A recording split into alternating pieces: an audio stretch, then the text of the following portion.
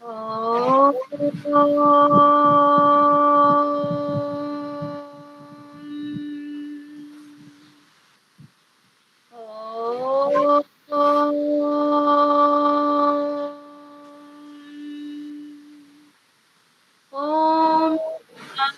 ईश्वराय विद्महे सत्यदेवाय धीमहि तन्नः सर्वः प्रचोदयात्. Om Sri Sai Ram, offering my most humble pranams at the lotus feet of our most beloved Divine Mother Sai. My loving Sai Ram to one and all. For today's 43rd Sai Sakha session, we have Dr. Akila S Indurti sister. She is a rank holder from the University of Madras and holds MA, MPhil, B.Ed and PhD degrees in English. She was awarded the diploma in Sri Satya Sai Education by Bhagwan Sri Satya Sai Baba on completion of Sri Satya Sai Balavikas Pre Sevadal in 1983. She is trained in education in human values and has served Sri Satya Sai Organization as a Balavikas Guru and Educational Coordinator in Chennai from 1983 to 1998. Akila sister has developed the Balavikas and education in human values in Oman.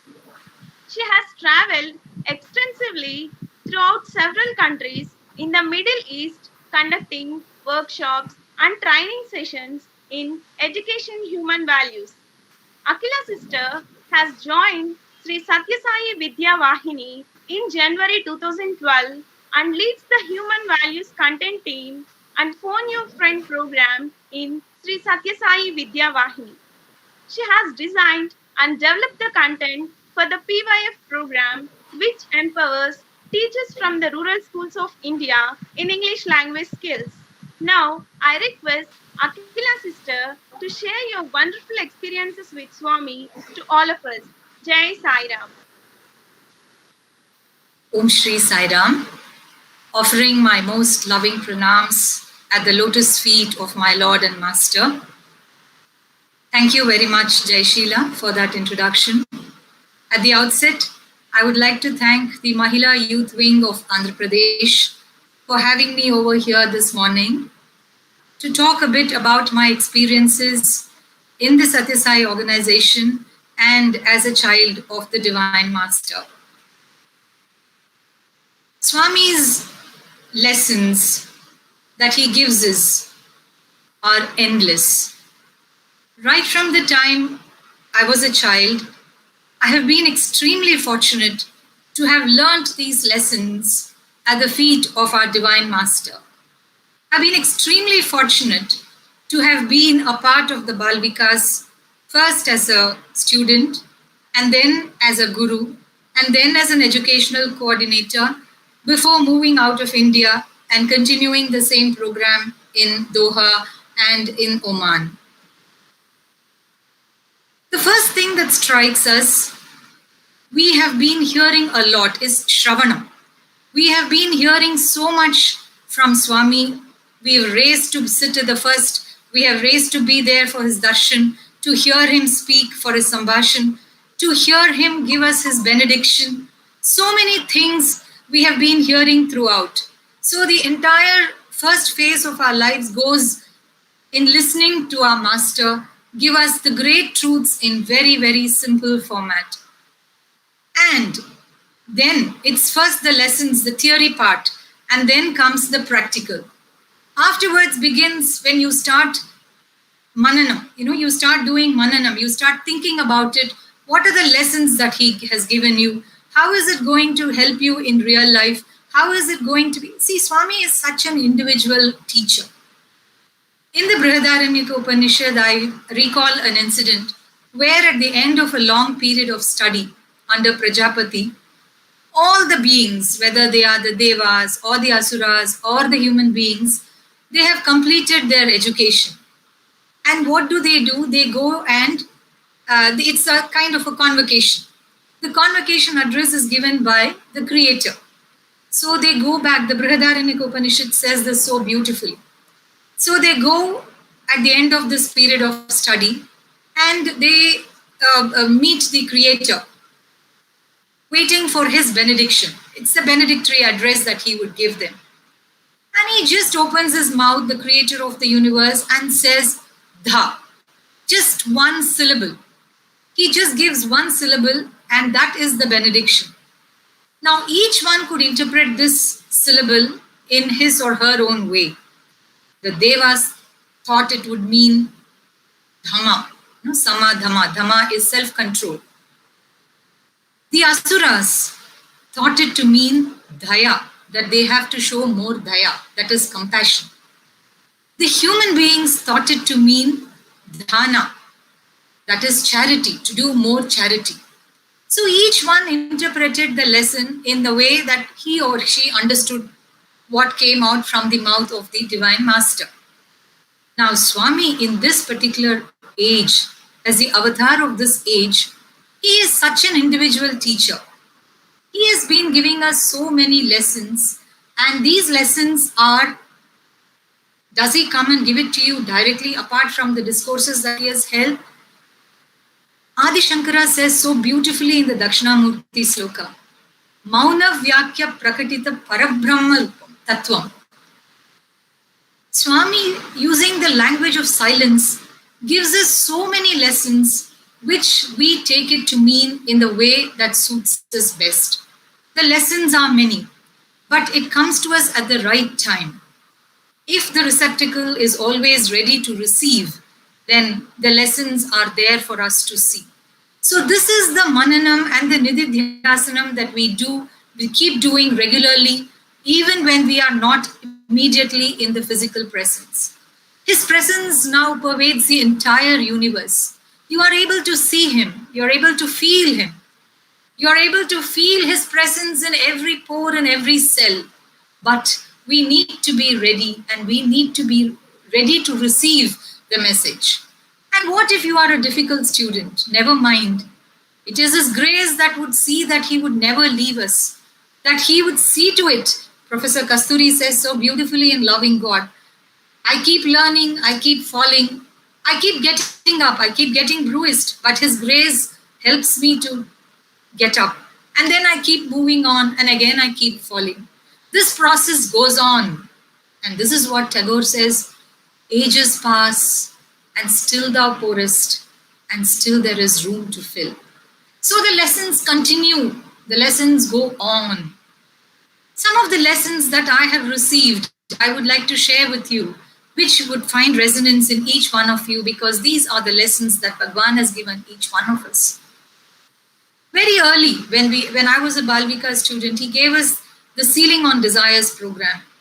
And see, Swami being the Lord of the universe, he has thought about what would come 40, 50 years later and prepares us much, much in advance.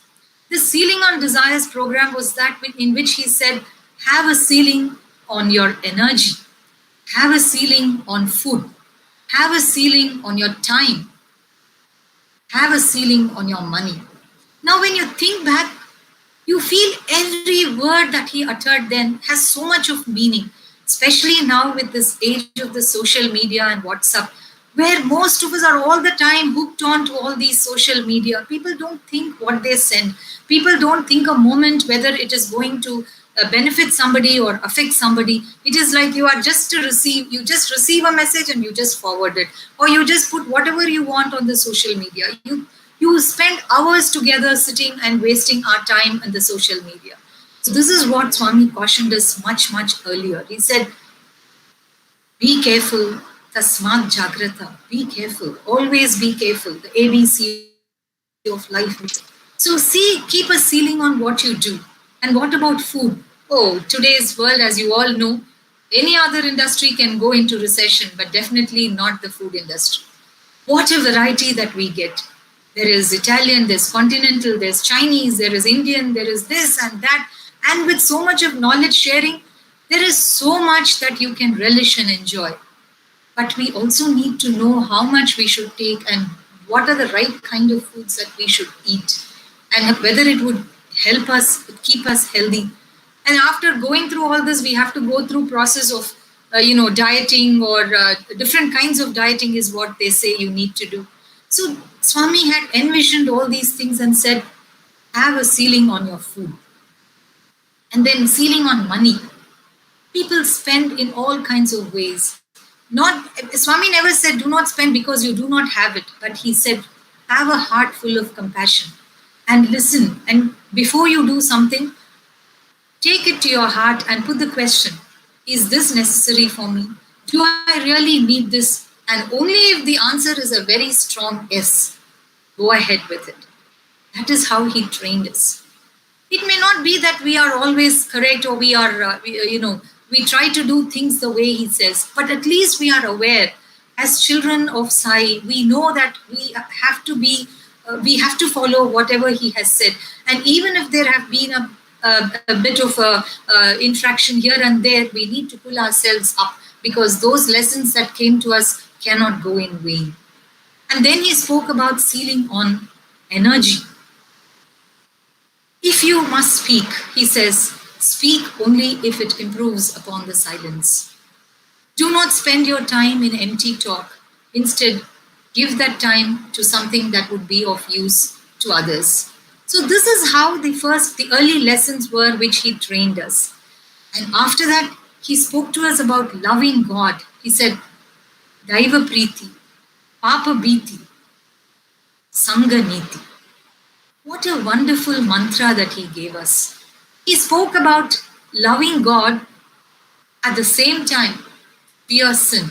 Do not do anything that should not be done. So he said, love God and fear sin. And the most important thing was follow the rules of the society.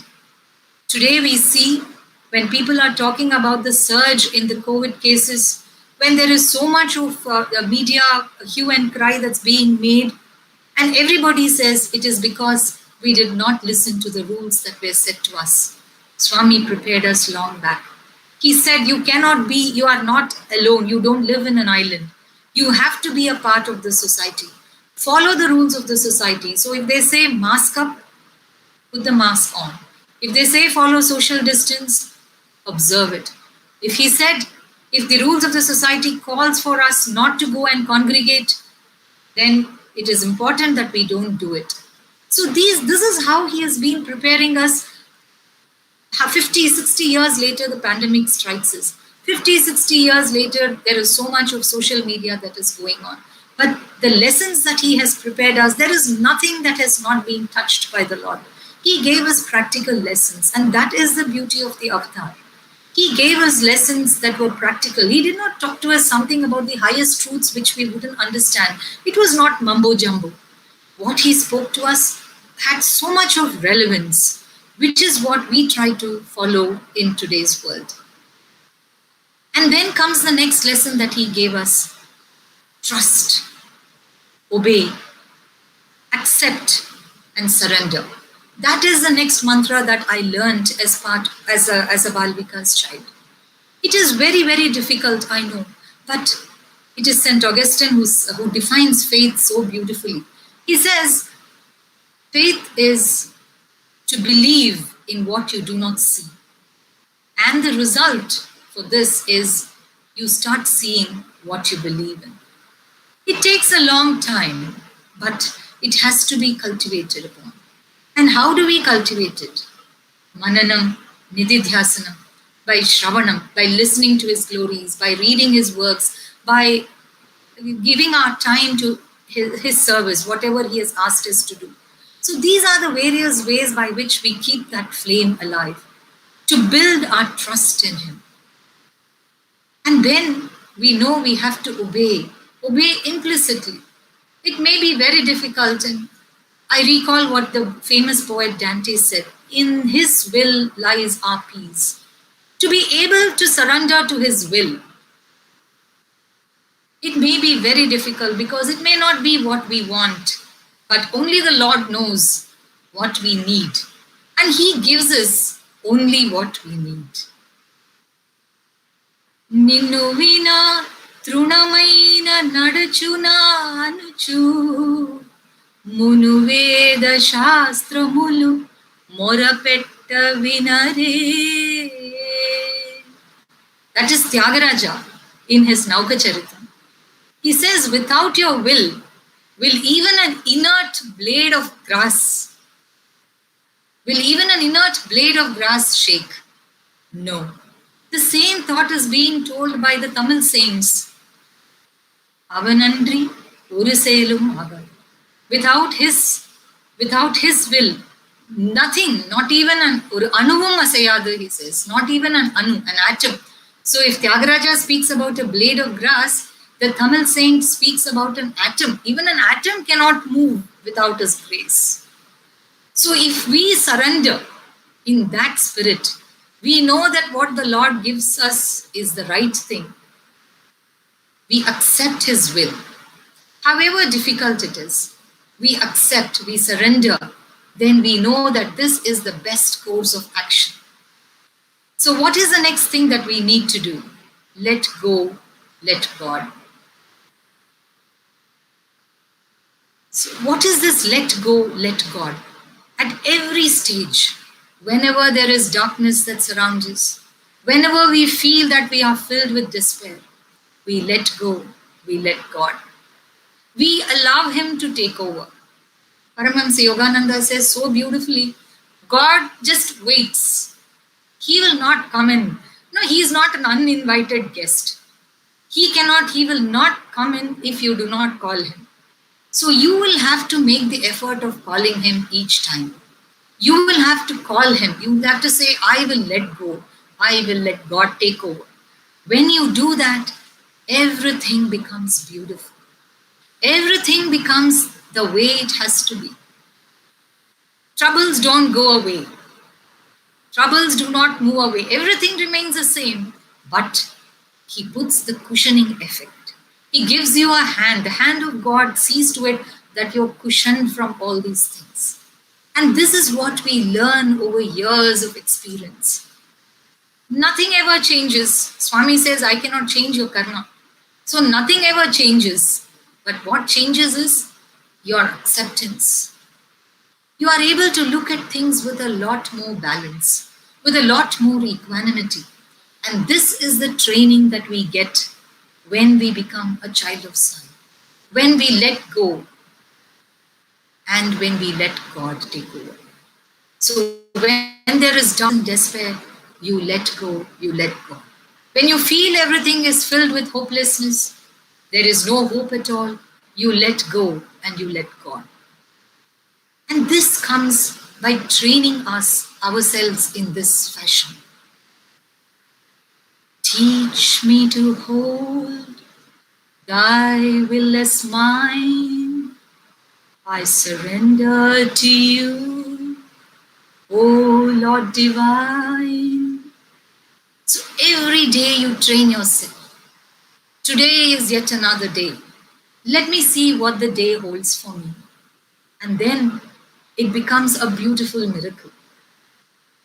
When I went to Doha for the first time, I didn't know why I was going there because I was quite settled here.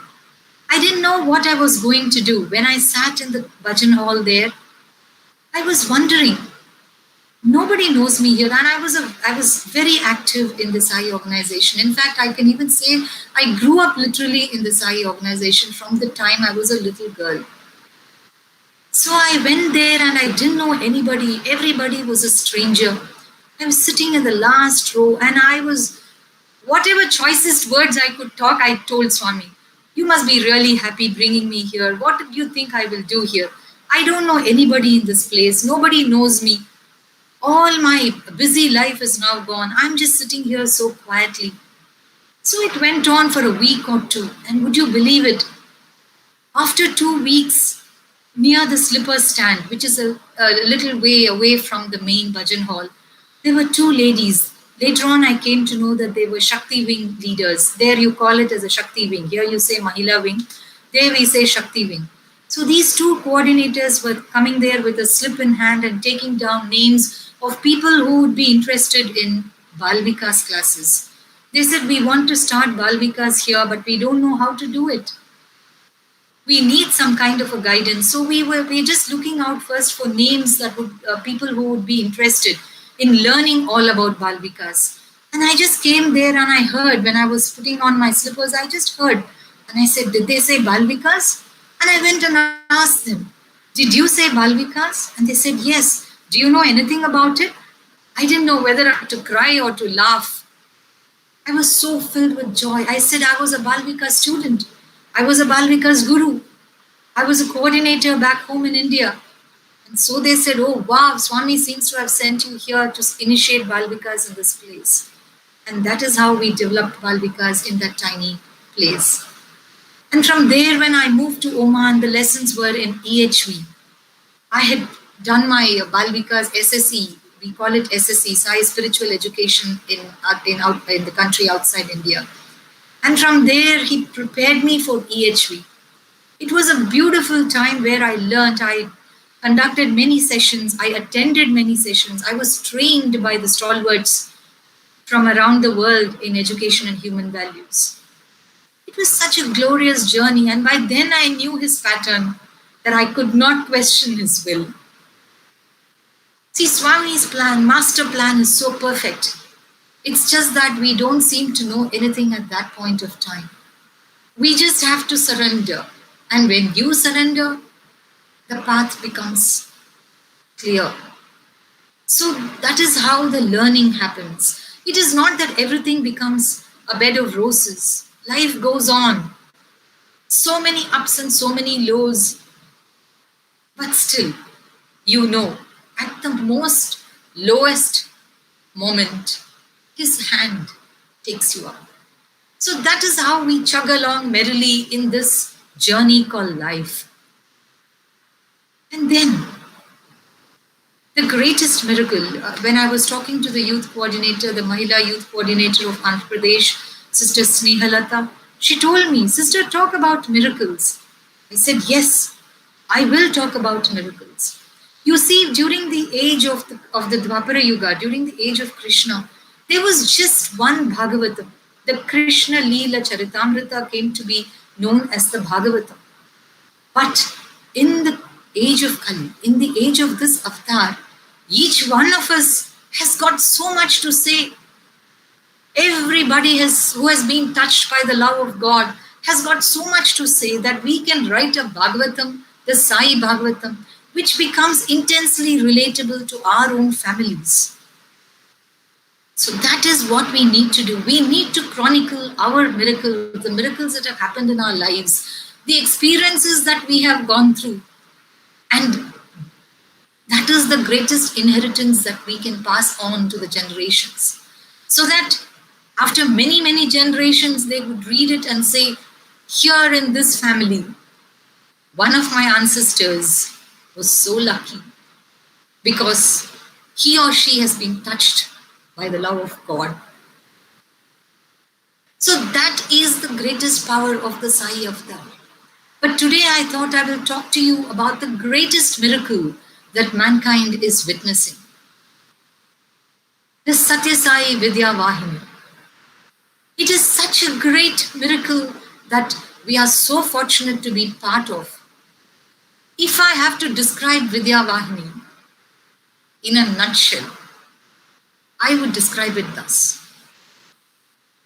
This is a program where no one knows anyone, but everyone works for someone. And that someone is the only one. The only one is the Lord of the universe. He connects each one of us through this wonderful thread of love. I have never seen many, many people who are part of this grand program. What else can be a great miracle where everybody works towards a common goal?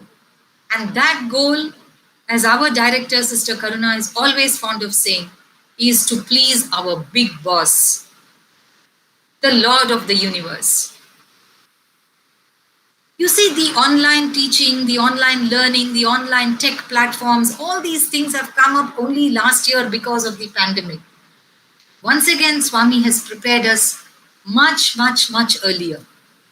Even in 2011, Sri Satya Sai Vidya Vahini is one of the last, or I should say, the, uh, the the program that was given to us by Bhagwan himself. And how did the program get organized? Everything was done through the tech platforms. Most of us did not know how to handle many of these things, but we learned. We had a lot of time, but we learned. Our content creation kept happening through tech platforms. We have the IT group which trains us on how to do it. And believe it or not, everybody has become a wonderful learner, learning, from our IT brothers and sisters. They train us through these platforms, how to do the content through the IT platform. Then we have our training sessions that are going on. Initially, we were traveling, but after that, we found that traveling was becoming difficult. And so we started doing even that through our tech platforms. Our teachers, the objective of Vidya Vahini is to raise. See, in India, we have this huge dichotomy. One set of people are progressing so fast, learning so many things. They live in cities. They have access to great things, to wonderful learnings, to schools, to colleges, to institutions. But there is another part, that is Bharat, where you find that even an infrastructure in a classroom is so abysmal. Once I went to train teachers in a particular school, and it was raining, and we couldn't put our projector anywhere because every classroom there was a leaky roof. And finally, we had to move to the Samiti there because that was the only hall that had a leak-proof roof. Such is the condition of many of our schools in the rural areas. So how will we ever call ourselves a developed country if we do not do anything, if we do not pull our brothers and sisters from these rural parts of the country? So here is a beautiful opportunity for Seva, where the Lord has given the people who have been fortunate to have undergone education. We have had the benefit of the best universities and colleges. So we can share our Vidya Dhan. We can share our knowledge. See to it that our sisters and brothers from the rural areas get benefited by these lessons. So that is the aim. Reach everyone, teach everyone. What a wonderful mission. Where else can you find a program of this magnitude? Many other organizations or corporate social responsibilities of companies may be taking in a few schools here and there. But here is a program that is countrywide. Anybody from any corner of this country, north, south, east, west, central, anywhere can make use of these things because it is there on an open portal. And even as I speak to you, we are so happy, we the members of Sri Satya Sai Vidya Vahini, because yesterday, on the occasion of Bhagwan's Aradhana Day, we have dedicated so many of these programs to the entire country. Our content is available now on Diksha platform, which is being hosted by the Ministry of Education.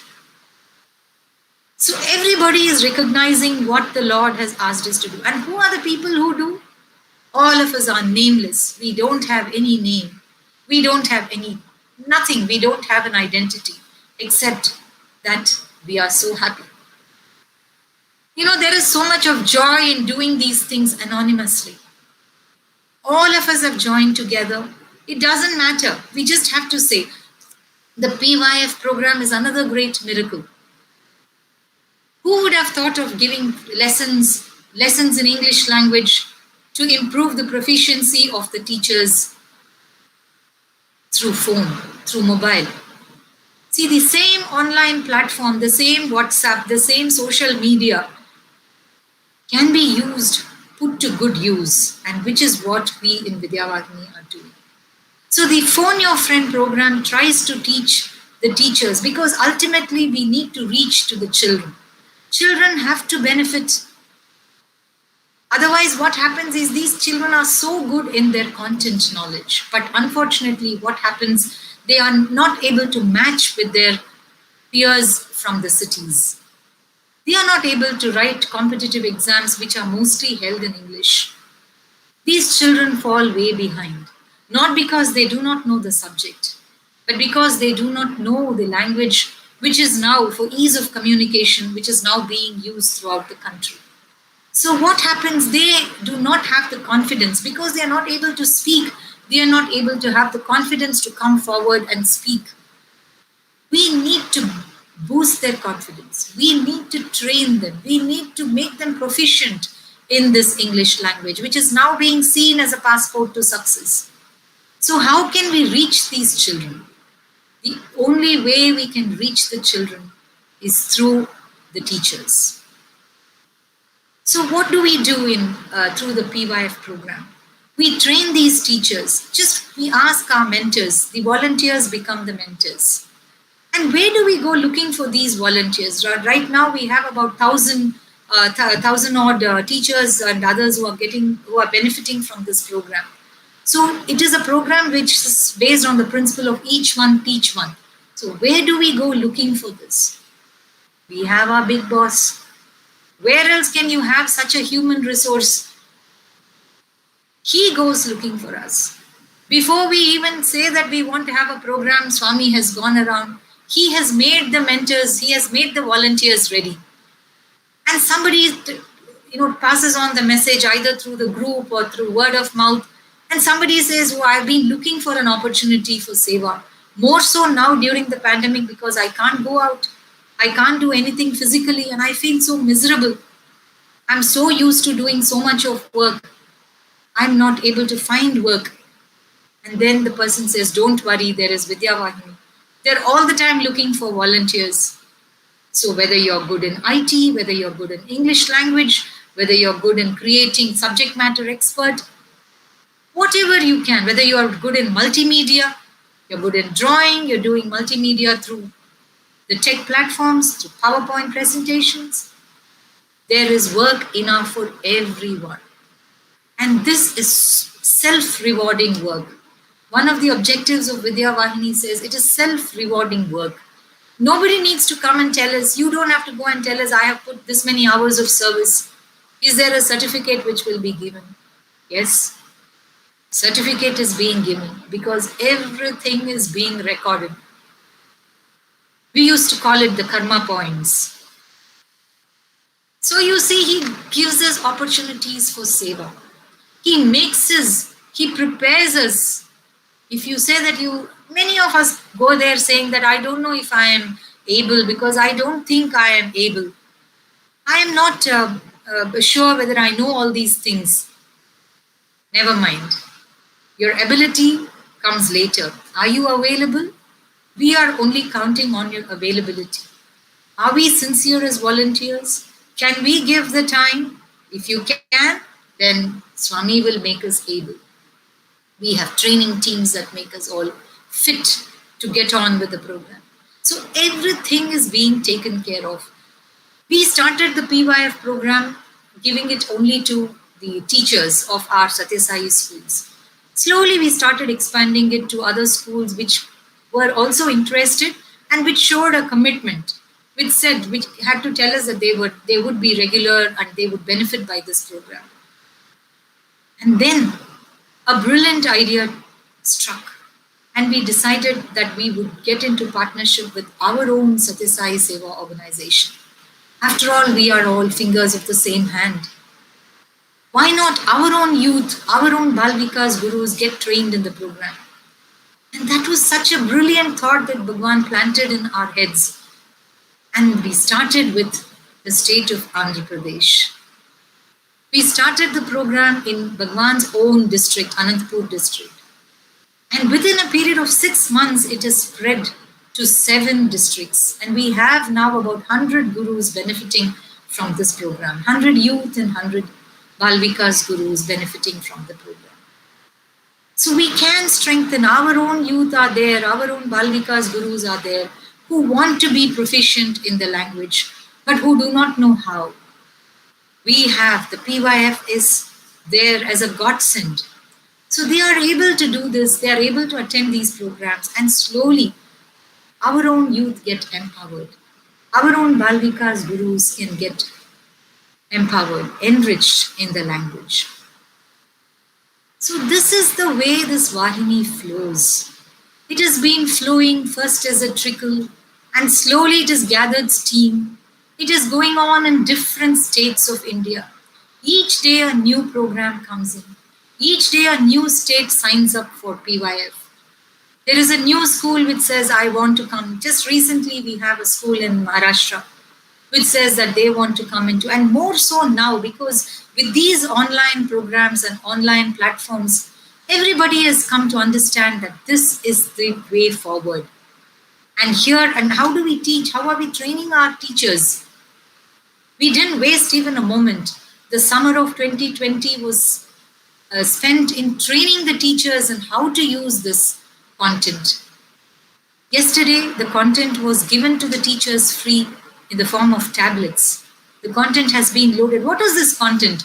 The content is the lessons, whether it is social studies or science or maths or English. These lessons have been loaded into these tablets and given to the teachers so that they can use it in their classes. And what is the methodology that Vidya Vahini follows? It is not rocket science. Even this has been taught to us by our Divine Master. See, when Swami used to give his divine discourse, he was catering to a wide audience. It is only today that those of us who are into the field of education and education research, we are reading so much about differentiated instruction, that every child cannot learn in the same way. A teacher cannot come in the front and start taking lessons. It's not one size which fits all. It doesn't happen that way. Can we recall Swami's discourses? There used to be a song. He used to bring in a lot of verse in between, poems in between. He would regale us with stories. He would connect it with a day-to-day relevance, something that is wholly relatable to our daily lives. And then he would put a thought into our heads which would make us think. And in the process, he would give highest truths in the most simplest form possible. This was how Swami taught us. This was the differentiated instruction which catered to multiple intelligences. This is exactly what we do in Vidya Vahini. We take the lessons, we divide it into small, we call that assets. We divide it into small portions, and we give an interesting anecdote. We try to relate it to our daily life. Because if we do not, if the classroom teaching is not going to be related to our daily life, then of what use is classroom teaching at all? We can't go through 18 or 20 years of teaching and then come out and say, I don't know how to do this. So Vidya Vahini tries to bring in things of daily relevance into the content. I'm talking to you at length about this great miracle because it is time that the world comes to know about it. It is time that every member of the organization knows about the work that is going on in Vidya Vahini. Many people do not know what it is. Many people may want to know but may not know how to get in touch. Many people may want to serve but may not know how to do it. They may have so many talents, but they do not know how to do it. In case any one of you who's listening to this program is interested, in case any of you wants to know more about Vidya Vahini, please drop us a mail. We can be reached at director@Sri Satya Sai Vidya Vahini.org or English at Sri Satya Sai Vidya Vahini.org or content at Sri Satya Sai Vidya Vahini.org or training at Sri Satya Sai Vidya Vahini.org or multimedia at Vidya Vahini, Sri Satya Sai Vidya Vahini.org. If you write to us, we would be willing to respond and see how we can all be part of this grand mission. This cannot be an opportunity which can be lost upon us. It is a great miracle that the Lord has bestowed upon us. Whatever talent, whatever time that we can give, we are grateful. We are grateful to all our mentors, our team leads, who coordinate day in and day out. our mentors who take the time out from their busy schedules and train our teachers with the single pointed aim. So, this is how the Vidya Vahini goes on, flows on. And these are the great lessons that I have learned at the feet of our Divine Master. Each one of us have to show our gratitude to the Lord. Today, even that is being spoken about extensively in schools and colleges in the form of social and emotional and ethical learning. We call it the cell learning.